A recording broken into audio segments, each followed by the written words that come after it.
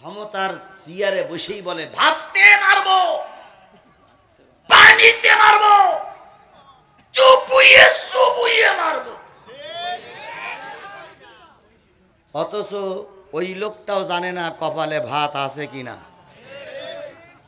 বিরিয়ানি রান্না করে বাতাস দিচ্ছে আর পুলিশদেরকে বলতেছে আজকের খাওয়াটা জব্বর খাওয়া। হঠাৎ করে ওয়াকারুজ্জামান জি বলতেছে ম্যাডাম ওরা তো শাহবাগ পর্যন্ত এসে হাজির। ম্যাডাম বলতে চালাও গুলি। পুলিশ ডিপার্টমেন্টের হেড বলছে ম্যাডাম গুলি আর চালাই কোনো কাজ হবে না, আপনি তাড়াতাড়ি বিমানে ওঠেন নতুবা আপনারে কিন্তু টুকরা টুকরা করে ফেলবে। ম্যাডাম তখন বলছে আমার বিরিয়ানি, আমার বিরিয়ানি। পুলিশের হেড বলতেছে বিরিয়ানি আর কপালে নেই। এইরকম মাহফিল করার মতন পরিবেশ কি ছিল? স্পষ্ট করে সত্য কথাটা বলতে হবে, পরিবেশ ছিল? পরিবেশ ছিল না। দাখিল মাদ্রাসায় মাহফিল করবে, কমিটি এবং সুপারিনটেন্ডেন্ট সহ সাথীদেরকে অনেক নেতার দরবারে হাঁটতে হাঁটতে জুতোর তলা ক্ষয় হয়ে গেছে।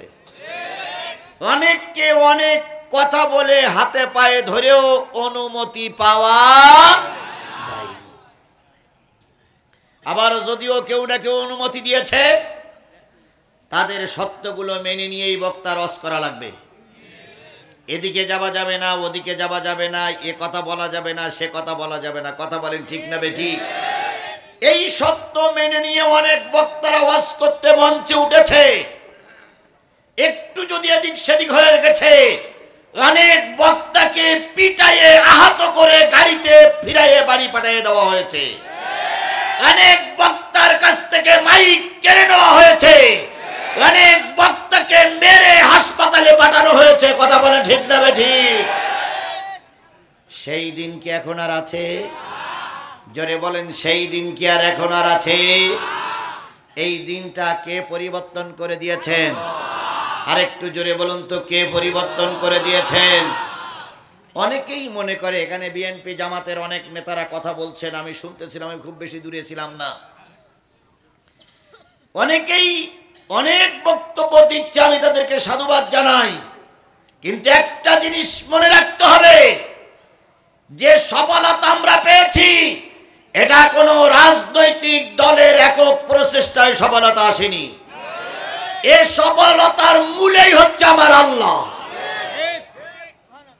আমরা অনেক সময় ভয়ে ময়দান ছেড়েই দিয়েছিলাম এবং মনে মনে ভেবেছিলাম এরা না মরা পর্যন্ত এদেশে আর কোনো কিছুই করা যাবে না। কি আমি কথা কি ঠিক বলছি না বেঠিক বলছি? আপনারাই বলেন। অনেকেই দরজা বন্ধ করে আল্লাহর কাছে কাঁদতো, আল্লাহ তুমি দয়া করে একটা ফয়সালা করেই দাও। আল্লাহ বললেন তোমাদের চেষ্টা শেষ, আমার রহমত শুরু। কি তাই হয়েছে না? তাই হয়েছে না? আমরা যখন ময়দান ছেড়ে দিয়ে নিজেকে গোটাই নিয়ে আসলাম, আল্লাহ কোথার থেকে পাঠালেন আবাবিল পাখির মতন একদল যুবককে। এদের নাম পরিচয় আমরা কেউ জানতাম না। এরা ময়দানে আসলো, আল্লাহর কোরআনের পক্ষে, সংস্কারের পক্ষে স্লোগান তুলতে শুরু করলো। লাশ পড়লো, লাশকে পিছনে ফেলাই রেখে তারা আরো সামনে অগ্রসর হলো। পরের দিন আরো লাশ পড়লো, তারা কি পিছিয়ে এসেছিল? তাহলে এই যে লাশের রক্তের বিনিময়ে, লাশের স্তূপের বিনিময়ে দেশ স্বাধীন করে দিয়েছেন কে? আল্লাহ। যে আল্লাহ এতটুকু সুযোগ আপনাকে আমাকে দিলেন, সেই আল্লাহর শুকরিয়া আসতে না জোরে? সেই আল্লাহর শুকরিয়া আসতে না জোরে? কারোর জবান বন্ধ থাকবে না, সকলে মিলে বলছি আলহামদুলিল্লাহ।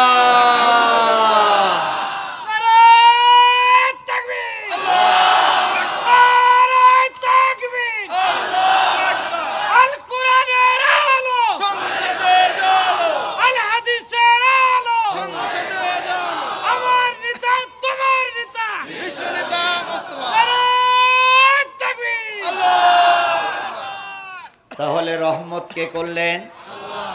সেই আল্লাহর শুকরিয়ার প্রয়োজন আছে না নাই? আরো জোরে বলেন, দরকার আছে না নাই? তাহলে আবারও বলছি আলহামদুলিল্লাহ।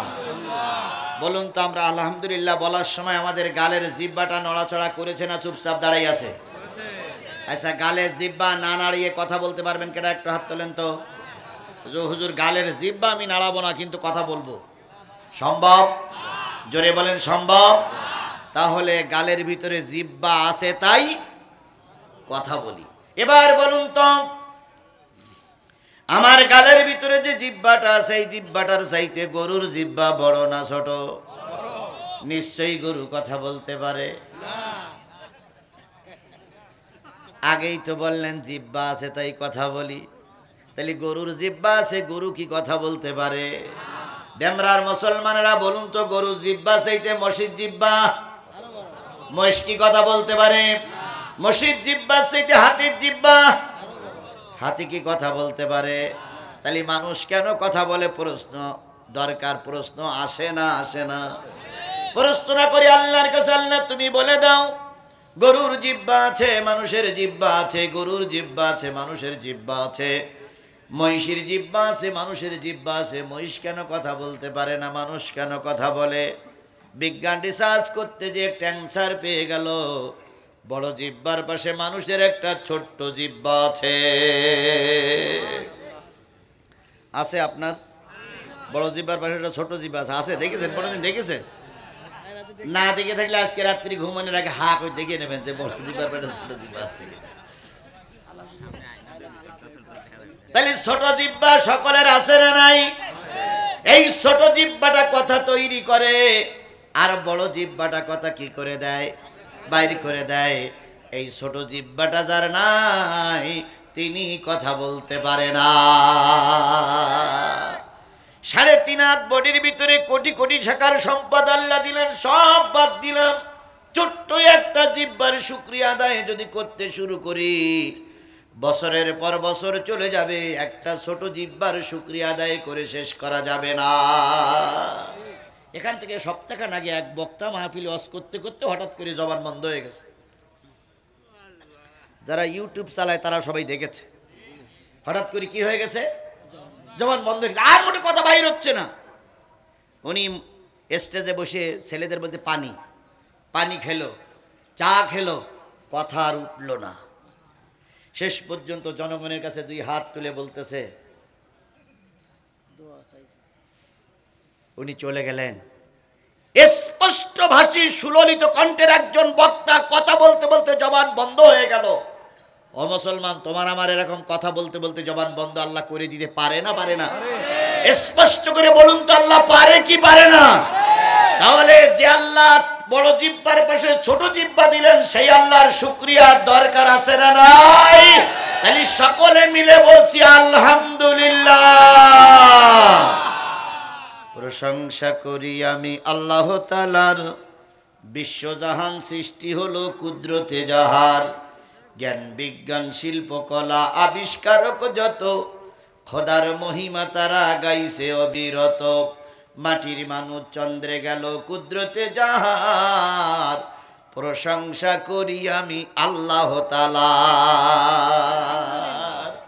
ডিমগুলো সব একই রকম, পার্থক্য নাই মোটে, সাদা কালো বাচ্চাগুলো কেমন করে ফোটে। কি কথা বলেন? কথা বলেন। ডিমগুলো সব একই রকম, পার্থক্য নাই মোটে, সাদা কালো বাচ্চাগুলো কেমন করে ফোটে। আমরা সবাই বাস করি একই পৃথিবীর অঙ্গে, হাতের লেখা মুখের চেহারা মেলে না কারোর সঙ্গে, আর মেলে না গলার আওয়াজ, বুড়ি আঙুলির টিপ। আল্লাহ তাআলা আছেন একজন, প্রমাণ হইল ঠিক। সেই আল্লাহর আবারও শুকরিয়া আলহামদুলিল্লাহ। সর্বকালের সর্বশ্রেষ্ঠ মহামানব যিনি এসেছিলেন এই পৃথিবীতে মানুষের কল্যাণের জন্য। কিসের জন্য এসেছিলেন? তিনি কি কল্যাণ চাইছেন না কল্লা চাইছেন? হ্যাঁ মুসলমান কথা বলেন, তিনি কি কল্লা কামনা করতেন না কল্যাণ কামনা করতেন? একমাত্র নবী মুহাম্মদ রাসূলুল্লাহ সাল্লাল্লাহু আলাইহি সাল্লাম ছাড়া পৃথিবীতে আর যত রাজনৈতিক নেতা এসেছে, সব নেতারা মানুষের কল্যাণ কামনা করেছে, আর একমাত্র আমার নবী মানুষের কল্যাণ কামনা করেছে। কি কায়দায় কয়, ভাতে মারবো পানিতে মারবো, তাই বলে না? ক্ষমতার চেয়ারে বসেই বলে ভাতে মারবো পানিতে মারবো, চুপুইয়ে চুপুইয়ে মারবো। অথচ ওই লোকটাও জানে না কপালে ভাত আছে কিনা। বিরিয়ানি রান্না করে বাতাস দিচ্ছে আর পুলিশদেরকে বলতেছে আজকের খাওয়াটা জব্বর খাওয়া।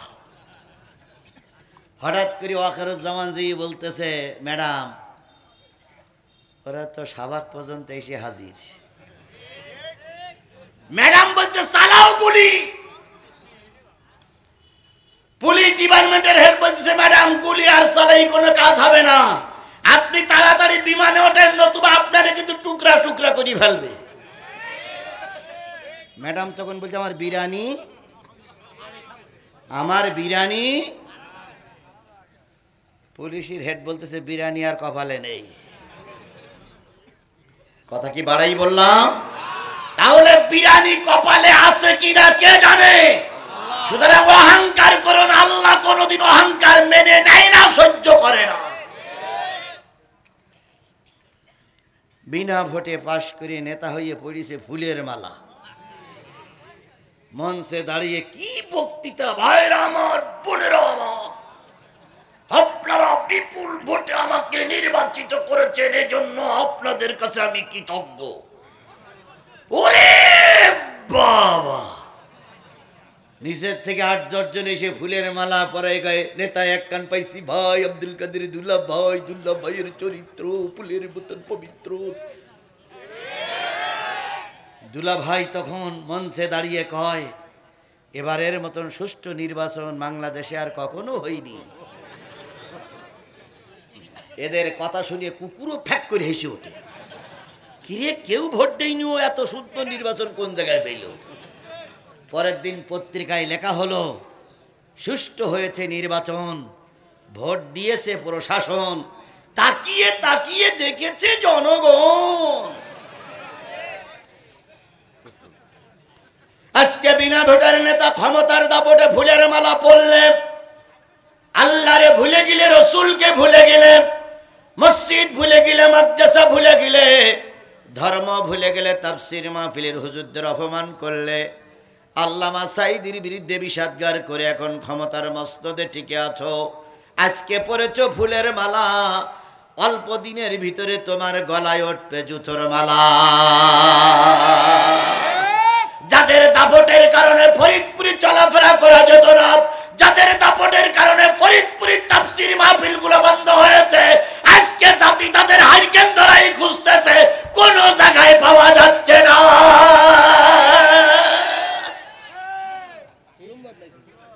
কথা ঠিক না বে ঠিক?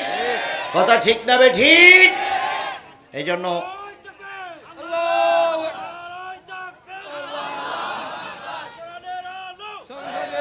আমার ভাইরা, এই জন্য আল্লাহ নবী শুধু চেয়েছিলেন কল্যাণ, আর পৃথিবীতে আর সব নেতারা চেয়েছে কল্যাণ। আমরা যারা মুসলিম তারা জাতির কি চাই? এই মুসলমান স্পষ্ট করে বাঘের বাচ্চার মতন বলতে হবে, মুসলিমেরা জাতির কি চায়? কল্যাণ চায়, কল্যাণ চায় না। যদি আমরা কল্যাণ কামনা করতাম, একটাও সাবেক আওয়ামী লীগের নেতা কর্মী রাস্তায় বাইর হতে পারতেন না, একটাও বাজারে ঘোরাফেরা করতে পারতেন না, একটাও নেতা চাকরি করতে পারতেন না, জনগণ পিটাইয়ে ঠ্যাঙের গিরে সরাই ফেলতো। কিন্তু আমরা তো কল্যাণ চাই না, আমরা কি চাই?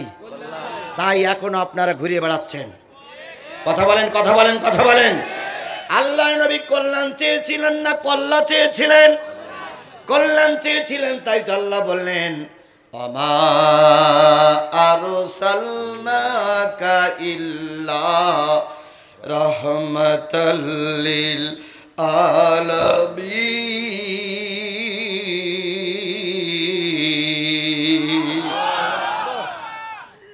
ওগো নবী, গোটা পৃথিবীর সকলের জন্য আমি আপনাকে রহমত স্বরূপ প্রেরণ করলাম। কি স্বরূপ? রহমত মানে কি? মুসলমান কথা বলেন, রহমত মানে কি?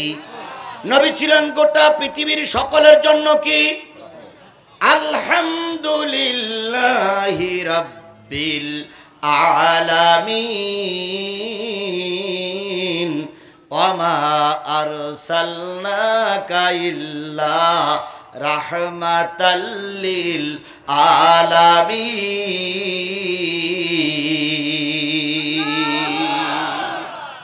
দুটোই কি কোরআনের আয়াত? না, দুটোই কোরআন আয়াত। আলহামদুলিল্লাহি রাব্বিল আলামিন, সমস্ত প্রশংসা যিনি গোটা কুল কায়নাতের রব, গোটা বিশ্বের যিনি রব, তিনি তার প্রশংসা আলহামদুলিল্লাহ। আল্লাহ বললেন আমি হলাম গোটা পৃথিবীর রব, আর গো নবী আপনাকে পাঠালাম গোটা পৃথিবীর রহমত করে। একজন হলো রব্বুল আলামিন আর একজন হলো রাহমাতুল লিল আলামিন। কথা বলেন, কথা বলেন, কথা বলেন। আমার নবী ছিলেন জাতির জন্য রহমত। এই নবী ততক্ষণ পর্যন্ত জাতির কাছে ভালো ছিল যতক্ষণ কোরআনের দাওয়াত না দিয়েছে।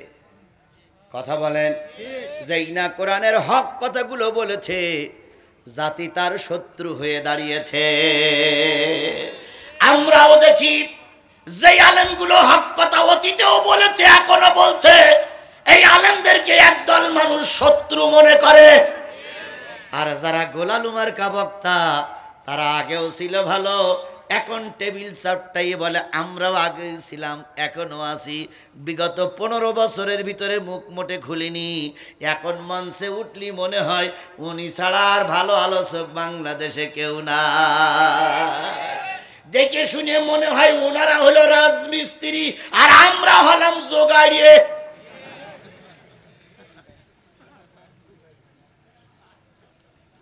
কি কথা বলে? তাই চলতেছে না, তাই চলতেছে না। আমার ভাইয়েরা, যে জিনিসটা বোঝাতে চাচ্ছিলাম সেটা হলো নবী ছিলেন রহমত। আল্লাহর নবী একা একা ছিলেন, তবুও তিনি সঠিক পথে ছিলেন। তোমার এখন বহু লোকের দরকার নাই, তুমি যদি একা একা সঠিক পথে চলো, নবীকে যে আল্লাহ রহমত করেছে সে আল্লাহ এখনো বিদায় হয়ে যায়নি। তুমি হকের পক্ষে থাকবা, এটা তোমার দায়িত্ব, আর তোমাকে সাহায্য করা আল্লাহর দায়িত্ব। ওয়ালা তাহিনু ওয়ালা তাহজানু ওয়া আনতুমুল আ'লাউনা ইন কুনতুম মুমিনিন। এই আয়াতটা কি কোরআন শরীফতে উঠাই দেওয়া হয়েছে? জোরে বলেন, উঠাই দেওয়া হয়েছে। তাহলে আল্লাহ বলেছেন তোমাদের কোনো চিন্তা নেই, তোমাদের কোনো দুশ্চিন্তা করার দরকার নেই, আমি আল্লাহ তোমাদের বিজয় দেব যদি তোমরা কি হতে পারো।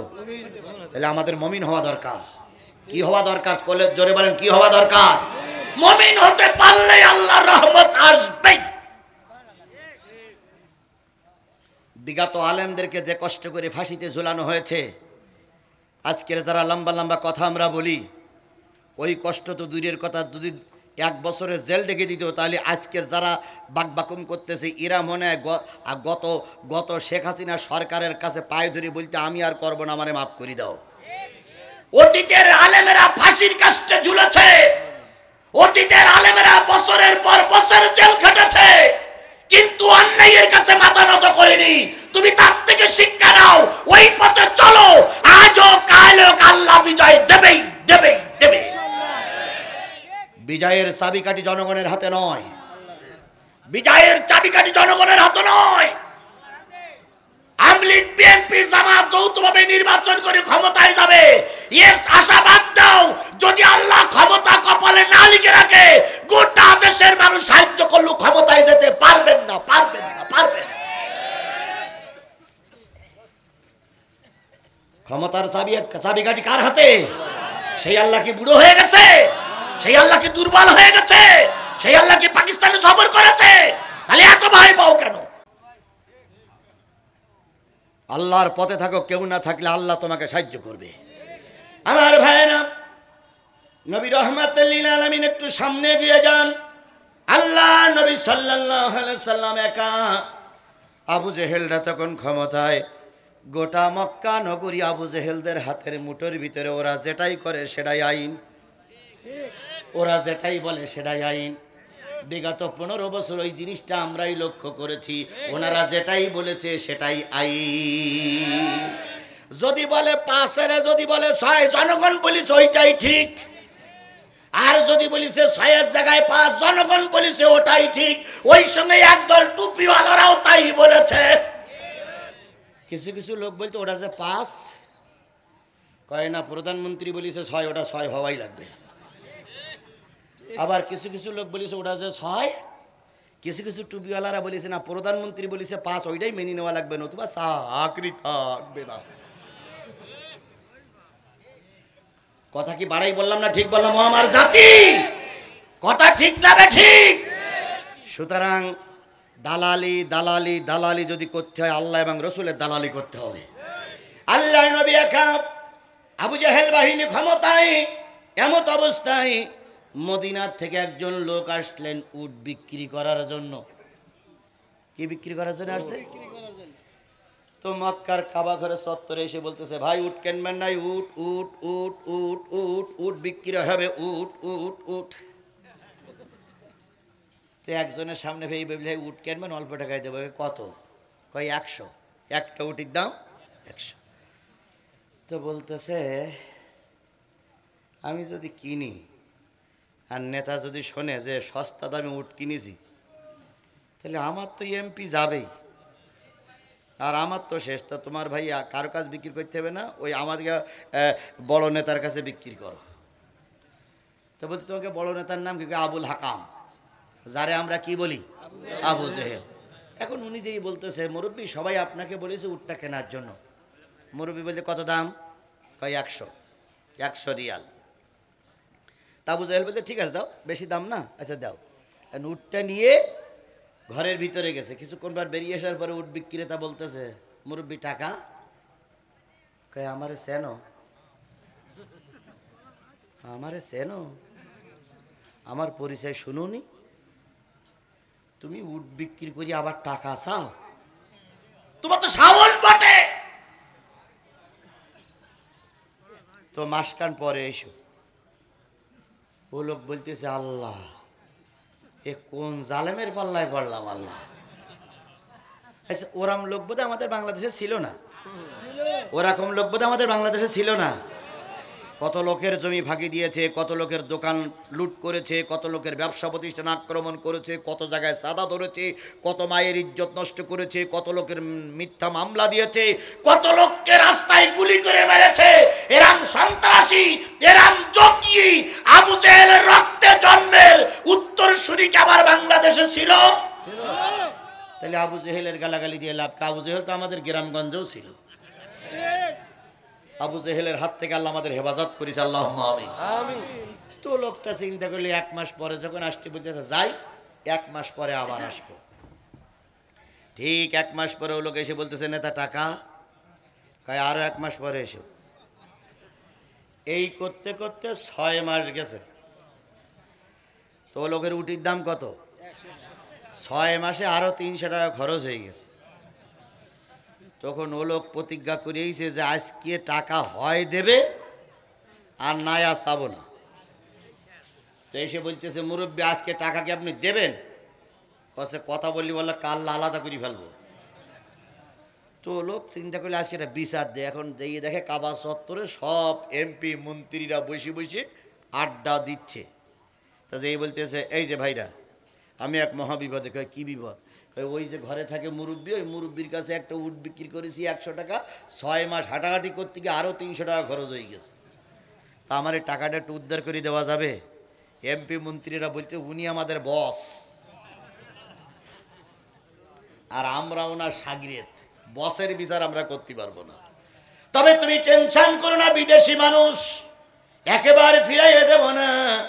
আমরা আছি কাবার দক্ষিণ প্রান্তে, উত্তর প্রান্তে যেয়ে দেখে একটা লোক একা একা বসে আছে, তার কোনো খাদেম নাই, ডাইনে বামে পিছনে কোনো লোক নাই, লোকটা বড় একা। কিন্তু আমার সমাজে ওই লোকটা সবচেয়ে সৎ মানুষ। বলুন তো সেই লোকটিকে? মুহাম্মদ রাসূলুল্লাহ সাল্লাল্লাহু আলাইহি ওয়াসাল্লাম। লোকটি ভালো মন্দ কিছু না ভেবে ওই পাশে যেই বলতেছে, ভাই মহা বিপদ। আল্লাহ নই বললেন বিপদটাকে এই ঘটনা, 100 টাকার উট, 300 টাকা খরচ। এখন একটু টাকাটা উদ্ধার করে দেন, নেশা কেটা কই নেতা। শোনার মাত্রই আল্লাহ নবী লোকটির হাত ধরলেন। আবু জেহেলের বাড়ির সামনে যে নেতারে ডাকতেছে, চাচাজি নেতাজি, চাচাজি নেতাজি, চাচাজি নেতাজি। আবু জেহেল কয়, কি খবর ভাতিজা? কয়, বাইরে আসেন।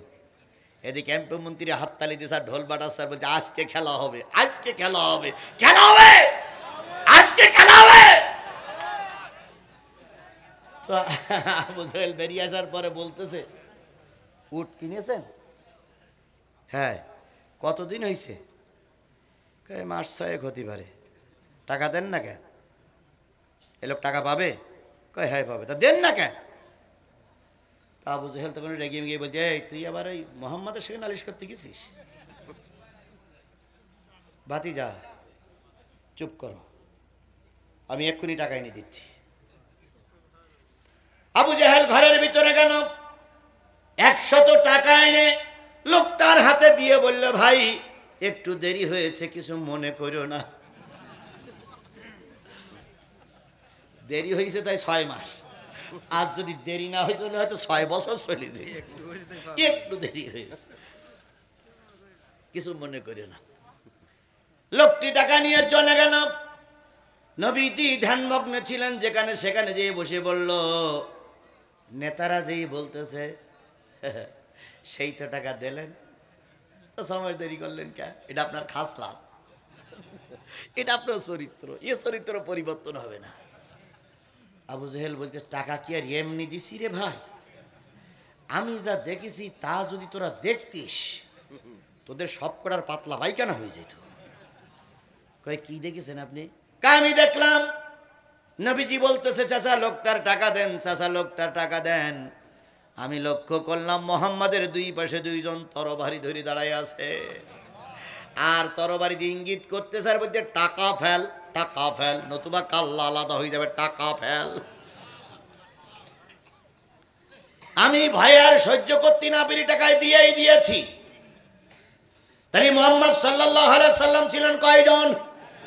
তিনি সত্যের পক্ষে লড়াই করেছেন না অসত্যের পক্ষে লড়াই করেছেন? বলুন তো, সত্যের পক্ষে যখন ময়দানে নেমেছে, 2 জন তরবারিধারী লোক তার পাশে সাহায্য করেছে। ওই 2 জন তরবারিধারী লোক কোথা থেকে এসেছে?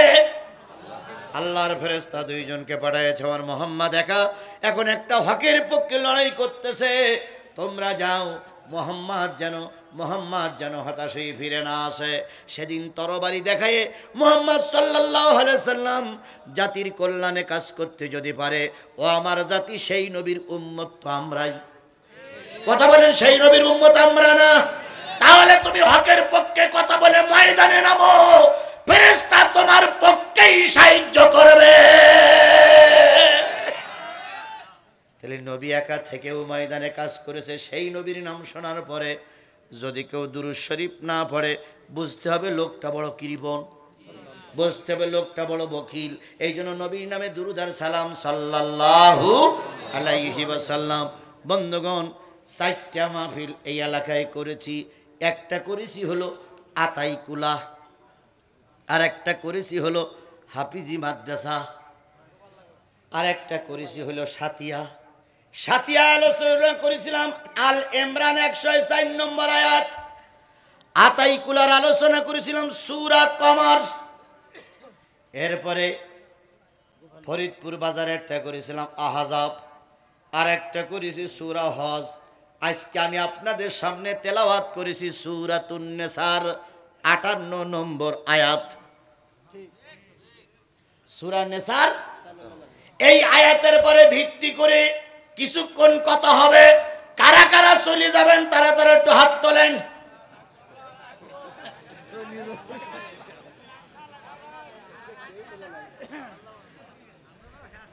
শেষ করে যাবেন, কিন্তু আমাকে নিয়েই যেতে হবে। এবার আমি আপনাদের কাছে হাত দেখতে চাই, কারা কারা থাকতে রাজি আছেন একটু হাত উঁচু করে দেখান। শোনেন ভাই, আমি বলি হাত উঁচু করে রাখেন, হাত উঁচু করে রাখেন। যারা যারা থাকবেন না তারা হাত উঁচু করবেন না। আমি যে হাত উঁচু করার পরে আপনারা বলবেন হুজুর আমি একটু পরে আসতেছি, তা হবে না। 12টা পর্যন্ত থাকাই লাগবে। যদি বলেন হুজুর আমি এতক্ষণ থাকতে পারবো না, তাহলে এক্ষুনি যান আপনি, হাত নামান। এবার থাকলেন আপনাকে, আল্লাহ নবী বলেন আল কুরআনু শাফিআম মুশাফফা ওয়া মাহিল্লু মুসাদ্দিকান মান জালাহু আমামাহু কদ্দাহু ইলাল জান্নাহ ওয়া মান জালাহু খালফাহু সাকাতাহু ইলান নার। এই কোরআন কিয়ামতের দিন কারোর পক্ষে সুপারিশ করবে, আবার কারোর বিরুদ্ধে আল্লাহর কাছে নালিশ করবে। কে বলছে? নবী। নবী নবী নবী নবী বলতেছেন এই কোরআন কিয়ামতের দিন কারোর পক্ষে সুপারিশ করবে, আর কারোর বিপক্ষে আল্লাহর কাছে নালিশ করবে। সাহাবীরা বলেন ইয়া রাসূলুল্লাহ কোরআন কাদের পক্ষে সুপারিশ করবে? নবী বলেন যারা কোরআনকে সামনে রাখবে, কোরআনের আলোচনার থেকে উঠবে না, কোরআনের আলোচনা শোনার জন্য সময় দেবে, কোরআন যা বলেছে তাই মেনে চলবে। কিয়ামতের দিন এই সমস্ত লোকগুলোর নিয়ে কোরআন আল্লাহর জান্নাতে চলে যাবে। তাহলে কোরআন সামনে রাখলে কোরআন আপনাকে কোথায় নিয়ে যাবে? জোরে বলেন কোথায় নিয়ে যাবে? এখন এই দুই গ্রুপ দুই পাশে বসে আছেন, নারীরা বসে আছেন, আপনাদের জান্নাতের দরকার আছে না নাই? জোরে বলেন আছে না নাই? যাদের জান্নাতের দরকার নাই তারাই চলে যাচ্ছে, কারণ ওনাদের জান্নাত কেনা হয়ে গেছে, ওনাদের আর জান্নাতের দরকার নেই। তবে হ্যাঁ মুরব্বী যাচ্ছে, যাক, উনি আবার আসবে ইনশাল্লাহ। আমাদের কি জান্নাতের দরকার আছে? তাহলে আল্লাহ রসুল বলেছেন কোরআনকে যারা সামনে রাখবে কোরআন তাদেরকে টেনে টেনে কোথায় নিয়ে যাবে? আর এই কোরআনকে যারা পিছনে রাখবে, দেখেন একজন চাদরওয়ালা ব্যক্তি উঠেছেন, বলুন তো কোরআন ওনার পিছনে না সামনে? ওনার দিকে খেয়াল করেন, ওই যে চাদরওয়ালা ব্যক্তি একজন উঠে গেলেন, কোরআন ওনার পিছনে না সামনে? উনি যেতে পারেন, উনি কোন কায়দার মুসলমান আমার জানা নেই, উনি যেতে পারেন। তবে আমার হাদিসটা শুনে যান, যে ব্যক্তি কোরআনকে পিছনে ফেলাই চলে যাবে, কিয়ামতের দিন কোরআন তাদের পিছন দিক থেকে ধাক্কা দিয়ে জাহান্নামে নিক্ষেপ করবে। আল্লাহ রসুলের কথা সত্য না মিথ্যা? আরো জোরে বলেন সত্য না মিথ্যা? তাহলে নবী বলেছেন যারা কোরআনকে পিছনে ফেলাই রেখে চলে যাবে, কোরআন তাদের ধাক্কা দিয়ে কোথায় নিক্ষেপ করবে? কথায় বলে বিশ্বাসে মিলায় বস্তু তর্কে, ভক্তিতে মেলায় বস্তু তর্কে। আমরা যদি বিশ্বাস করি আজকের এই মাহফিলে যে হুজুরের এই হাদিসটা সত্য, কোরআন সামনে লাগবে, কোরআন আমাদের টেনে কোথায় নিয়ে যাবে?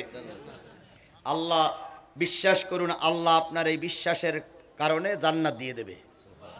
আল্লামা সাঈদী একটা ওয়াজ করেছিলেন, উনি বলেছিলেন, কথাটা মনে হয় আপনাদের মনে আছে, অনেকে শুনেছেন, উনি বলেছিলেন যে এক ছাত্র মাদ্রাসায় গেছে, এটা তো মাদ্রাসা নাকি, এক ছাত্র মাদ্রাসায় গেছে, তা মাদ্রাসায় যখন যায় তখন মাদ্রাসায় যাওয়ার পথে একটা নদী নৌকায় পার হইতে হয়। তো একদিন দেরি হয়ে গেছে, তো ওস্তাদ জিজ্ঞেস করছে এই দেরি হলো কেন? কয় হুজুর ওই পথে এক নদী। তো বলতে নদীটাই কি? কয় নৌকা ছিল না।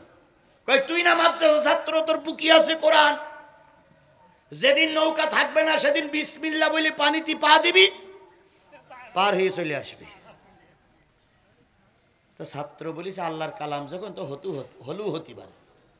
পরে 2-4 দিন পরে এসে দেখে নৌকা নাই, বিসমিল্লাহির রহমানির রহিম বলে পা দেশে ও পার হয়ে চলে আইছে। সুবহানাল্লাহ বলবেন না? সুবহানাল্লাহ বলবেন? বলুন তো ওই ছাত্রের অন্তরের ভিতরে বিশ্বাস এসেছে যে বিসমিল্লাহ আমাকে আল্লাহ নদী পার করে দিতে পারে।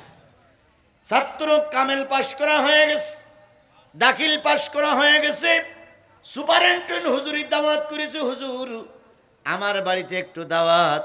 হুজুরকে নিয়ে যাচ্ছে, যেতে যেতে হুজুরকে নিয়ে যাচ্ছে, যেতে যেতে হঠাৎ করে দেখে নৌকা নাই। হুজুর বলতে কিভাবে পার হবি? হুজুর ওই যে আপনি শিখাই দিলেন, আসেন পার হই। তো বলছি তুই একটু আগে যা। ছাত্র বিসমিল্লাহ বলে পার হয়ে গেছে। হুজুর উপরে দাঁড়াই বলতেছে এটা কি সম্ভব? এত পানি আর বিসমিল্লাহ বলে পা দিলি পার হওয়া যাবে, এ কি সম্ভব? তো ছাত্র পার হয়ে বলতে হুজুর আসেন। আসবো তো, নৌকা তো রেখে। হুজুর ওই যে বিসমিল্লাহ, আসেন আপনি তো আমার শিখাইছেন, আসেন। তখন হুজুর ইতিস্থিত করতেছে পার হওয়া যাবে না যাবে না, ডুবে যাব না কাপড় ভেসবে, এই করতে করতে যেই না পা দেশে আর হুড় মুড় করে নদীর ভিতরে গিয়ে পড়িয়েছে। ছাত্র বলতে কি হলো? কয় বাজান, আমি যেটা বলেছিলাম বিসমিল্লাহর বরকত বলতে যে তুই বিশ্বাস করেছিলি, এই জন্য আল্লাহ পাক তোর বরকত দিয়েছে। আর আমি তোর শিখাইছিলাম কিন্তু আমার অন্তরে বিশ্বাস ছিল না, এই জন্য আমার পানিতে ভিজতে হয়েছে। বন্ধুগণ, আমি হাদিসটা বলেছি, আমার বানানো হাদিস নয়। আল্লাহর নবী বলেছেন যে ব্যক্তিরা কোরআন সামনে রাখবে, কোরআন অনুসারে চলবে, কিয়ামতের দিন এই কোরআন তাদের টেনে কোথায় নিয়ে যাবে? জান্নাতে। আর এই কোরআনকে যারা পিছনে রেখে চলে যাবে, তাই সেটা সামনের লোক হোক আর পিছনের লোক হোক, এই কোরআন ধাক্কা দিয়ে তাদেরকে জাহান্নামে নিক্ষেপ করবে। তাহলে আমি আপনাদের দেখতে চাই, আপনারা কোরআন নিয়ে জান্নাতে যেতে চান না কোরআনের ধাক্কা খেয়ে জাহান্নামে যেতে চান? কোরআন নিয়ে জান্নাতে যেতে চান কারা কারা একটু হাত তোলেন তো সবাই। আল্লাহ হাতগুলো, ভাই হাত তোলেন, এর ভিতরেও বরকত আছে ভাই, হাত তোলার ভিতরে বরকত আছে। কোরআন কিন্তু ভিডিও করতেছে। এই যে ক্যামেরাগুলো যদি আপনাদের ভিডিও করি 10 বছর পরে ছাড়তে পারে, কোরআন এখন ভিডিও করে কিয়ামতের দিন আল্লাহরে দেখাতে পারবে না ভাই? তাহলে কোরআন ভিডিও করতেছে, দয়া করে কোরআনের পক্ষে আপনারা হাত তুলুন। আল্লাহ পাক কোরআনের পক্ষের হাতগুলোরে কবুল করে নিক। আরো জোরে বলেন আমিন। হাত নামান। তাহলে আমি কোন সূরা থেকে আলোচনা করব? কত নম্বর আয়াত? 58 নম্বর আয়াত। আলহামদুলিল্লাহ, আল্লাহ আমাদের শেষ মোনাজাত পর্যন্ত কবুল করুক। সকলে মিলে বলুন আমিন। বন্ধুগণ, ফরিদপুরের এই ডেমরার ওই পাশে সাতিয়ার রোডে যদি একটা মেডিকেল কলেজ হাসপাতাল তৈরি করা হয়, তাহলে সেখান থেকে কি বেরিয়ে আসবে? প্রতি বছর 2-1 ডাক্তার বেরোবে না ভাই? যদি এখানে একটা ইঞ্জিনিয়ারিং কলেজ তৈরি করা হয়, তাহলে প্রতি বছর কি বেরিয়ে আসবে? ইঞ্জিনিয়ার বেরিয়ে আসবে। যদি এখানে একটা কৃষি বিশ্ববিদ্যালয় তৈরি করা হয়, একজন কৃষিবিদ বেরিয়ে আসবে। ঠিক তদ্রুপ ডেমরা দাখিল মাদ্রাসা তৈরি করা হয়েছে, এরা নবীর ঘর। প্রতি বছর এখান থেকে জান্নাতি যুবকেরা বেরিয়ে আসে। এরা একদিন দেশের বড় বড় মাওলানা হবে। কথা বলেন ঠিক না বে ঠিক? আল্লামা সাঈদীর বাড়ি গেছেন, কেটে হাত তোলেন তো। আল্লামা সাঈদীর বাড়ি কারা গেছেন? এখানে কেউ যাওয়া লোক নাই। আল্লামা সাঈদীর বাড়িটাই একেবারে নদীর কিনারায়, একেবারে প্রত্যন্ত অঞ্চল। সেখান থেকে যদি একটা বিশ্বনন্দিত আলেম বেরিয়ে আসতে পারে, নিশ্চয়ই ডেমরা মাদ্রাসা থেকে একজন বিশ্বনন্দিত আলেম বেরোতে পারে। নেজামি সাহেবের বাড়ি কোন জায়গায়? একেবারে গ্রাম্য এলাকায়। আমি গেছি সেখানে, একেবারে ওই পাশে মাঠ, মাঠের কিনারায় বাড়ি। কি কথা ঠিক না? মাঠের কিনারায় বাড়ি। যেতে গেলে কত কষ্ট।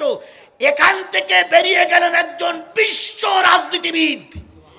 কথা বলেন, কথা বলেন, কথা বলেন। যারা আওয়ামী লীগ করেন, মুজিবারের বাড়ি কোন জায়গায়? গোপালগঞ্জ না, গোপালগঞ্জে, যেখানে তার বাড়ি একেবারে প্রত্যন্ত অঞ্চল। সেখান থেকে বেরিয়ে আসলেন মুজিবার। কথা বলেন ঠিক না ঠিক? বগুড়ায় জিয়ার বাড়ি গেছেন কেউ কোনোদিন? গাবতলী জিয়ার বাড়িটা প্রত্যন্ত অঞ্চল। সেখান থেকে বেরিয়েছে বড় বড় মহামানব, বড় বড় নেতারা বাহিরে আসছে। ফরিদপুরের ডেমরা মাদ্রাসা থেকে বড় আলেম বাহির হতে পারে, এটা কি আপনাদের বিশ্বাস হয়? এখন এই প্রতিষ্ঠানটা টিকাই রাখলে আলেম তৈরি হবে। এখন টিকাই রাখবেন না ধ্বংস করবেন? টিকাই রাখবেন না ধ্বংস করবেন? এখন টিকাই রাখতে গেলে দুটো কাজ করতে হবে। একটা কাজ হচ্ছে মাদ্রাসার বিরোধিতা করতে হবে, আর এই মাদ্রাসায় কোনো সাহায্য করলে হবে না। তাহলে মাদ্রাসা টিকে থাকবে। তাহলে টিকে থাকতে গেলে কি করা লাগবে? না, শুধু সাহায্য করলেই টিকে থাকবে না, ছাত্র ছাত্রী দেওয়া লাগবে। সাহায্য করলেন, বিরাট বিল্ডিং তৈরি হয়ে গেল। 2 বছর 4 বছর দাখিল পরীক্ষায় কেউ অংশগ্রহণ করলো না, কিছু করা লাগবে না, প্রতিষ্ঠান এমনি বন্ধ। সুতরাং ছাত্র ছাত্রীও দেওয়া লাগবে, প্রতিষ্ঠানে টাকাও দেওয়া লাগবে। কারণ আল্লাহ রসুল বলেছেন মাদ্রাসাগুলো আমার ঘর। তাহলে সব মাদ্রাসায় যদি নবী বসবাস করে, নবীর এই ঘরের জন্য 50টা টাকা যদি আপনার কাছে দাবি করি, যদি পকেটে থাকে, যদি না দেন, আপনি নবীর মাদ্রাসার শত্রু। কি কথা বলেন, কথা বলেন, কথা বলেন। না থাকলে দুঃখ নেই, কিন্তু থাকার পরে যদি না দেন, তাহলে বুঝতে হবে আপনি নবীর মাদ্রাসা কখনো ভালোবাসেন না। তাহলে এবার আমি আপনাদের কাছে বলি, 10 টাকার থেকে শুরু করে সর্বোচ্চ টাকা যা আছে, কাদের পকেটে টাকা আছে তারা একটু হাত তোলেন তো ভাই। কাদের পকেটে টাকা আছে? অনেকেই হাত তোলেনি, বুঝতে পেতে বা দেওয়া লাগবে ভাই। আমরা কান্তি পারি কিন্তু টাকা দিতে পারি না। কান্দে কান্দে 1 গ্লাস পানি বের করতে পারি কিন্তু টাকা দিতে পারি না। এরকম লোক এই মজলিসই আছে। তাহলে এইবার এই হাতগুলো সব পকেটে দেন। আমিও দিচ্ছি, এই হাতগুলো সব পকেটে দেন, সব পকেটে দেন, সবাই পকেটে দেন, সবাই পকেটে দেন, কেউ মাহরুম করবেন না। আচ্ছা বলুন, ছেলেরা, আল্লাহর বান্দারা একটু দেরি করো। ভাই এই যে উপরে যারা বসে আছে, এই ওর নিচে চেয়ারে আর এই চেয়ারে আর ওই চেয়ারে যারা বসে আছে, বলুন তো আপনাদের সেই এনাদের সম্মান বেশি না কম? বুঝে শুনে বললেন, আরো বুঝে শুনে বলেন, এদের সম্মান বেশি না কম? যদি বেশি না হবে তাহলে ওনারা চেয়ারে কেন? ওনারা নিচে বসুক। তাহলে নিচের মানুষ যদি 50 টাকা দেয়, তাহলে চেয়ারে যারা বসে তারা কত দেবে? কমপক্ষে 500।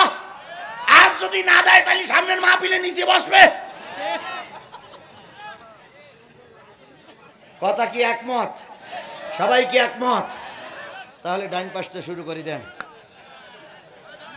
দেন ভাই, দেন ভাই, আগে আপনাদের তো শুরু হোক। এইবার আমার ছেলেরা গেছে, এরা খুব ব্যস্ত। এত ব্যস্ত হলি তোমাদেরই লস। দুধের ব্যবসায়ী 2000 টাকা দিচ্ছে। দুধের ব্যবসায়ী 2000 টাকা। জোরে বলেন মারহাবা। এই এত 1500। এই 1500 দুধের ব্যবসায়ী 1500 টাকা। আমার পাশে নেতা বসেছিলেন, উনি যাওয়ার আগে বলেন, হুজুর আমি তো চলেই যাচ্ছি, 2000 টাকা। শাপিনুর ভাই চলে গেছেন, উনি দিয়েছেন 1000 টাকা। ভাই আমি কিন্তু টাকা দিতে বলেছি, কোরআন কিন্তু ভিডিও করে নেছে। যদি টাকা চাওয়ার পরে যদি কেউ উঠে চলে যায়, বুঝতে হবে এরা সব মাদ্রাসার দুশমন। এরা সব মাদ্রাসার দুশমন। মাদ্রাসার